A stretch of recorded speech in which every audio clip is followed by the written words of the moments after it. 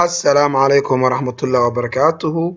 مالين وناكسن حبين وناكسن والإنجنير أستاذ حسن محمود يوسف إيو كوبعية ميديا برودكشن kanaalka kobciya maantay waxaynu eegi doonaa haddii la yiraahdo insha Allah cashir cusub oo aad iyo aad ay dadku ugu baahan yihiin. Cashirkan waxaa iga soo dalbaday macaamiisha ama akhyaarta ku xiran kanaalka kobciya media oo inta badan sameeya barnaamijyo IT ah iyo barnaamijyo kale oo faa'iido markaan u aragno. Barnaamijkaas waa maxay? Waa barnaamij muhiim ku ah. Waa barnaamij qof walba uu baahday oo qof walba inta badan uu na soo weydiiyay in badan dad bana soo weydiiyay.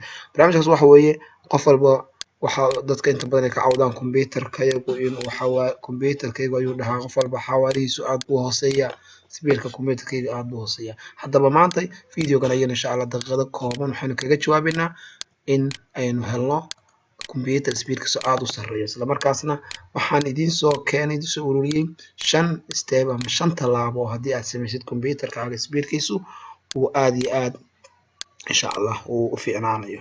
Okay, war badan ku daalin maayo. Waxaad marka koowaad aan bilaabinaa talaabada koowaad.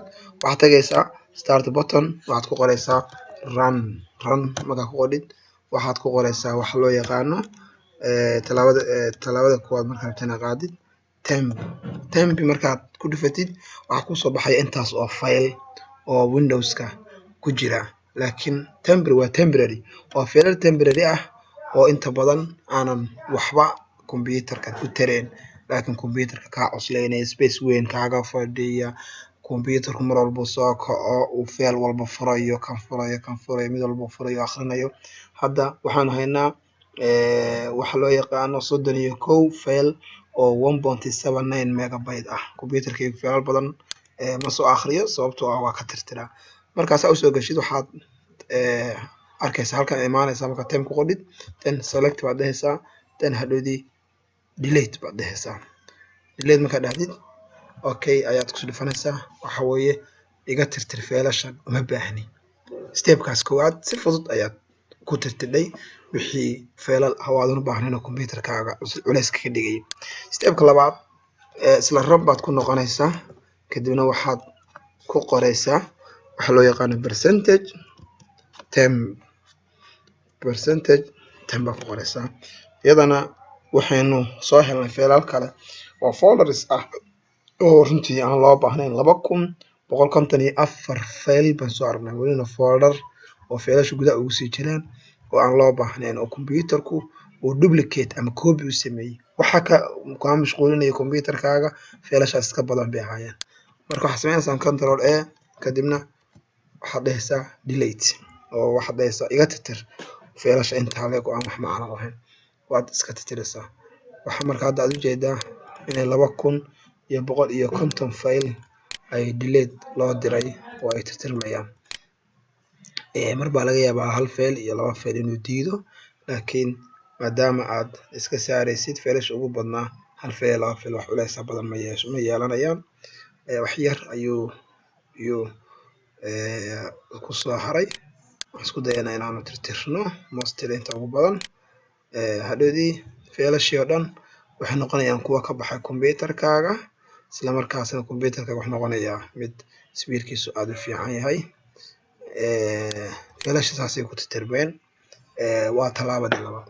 Talaabada saddexaad waxaa jira failal kale oo iga qarsoon oo iyaguna computer-kayga dhibaya. Waxaa ku qoraysaa waxa loo yaqaano prefetch baa qoraysaa then waxaad ku dhufanaysaa enter. Iyadana wax ka saaraysaa 309 file oo iyadana aan loo baahnayn kadibna delete baad dhahaysaa kadibna waxaad samaynaysaa waa iska saaraysaa failashaas oo dhan hal mar ayay ka baxeen oo iyagoo dhan khadka ayay ka baxeen.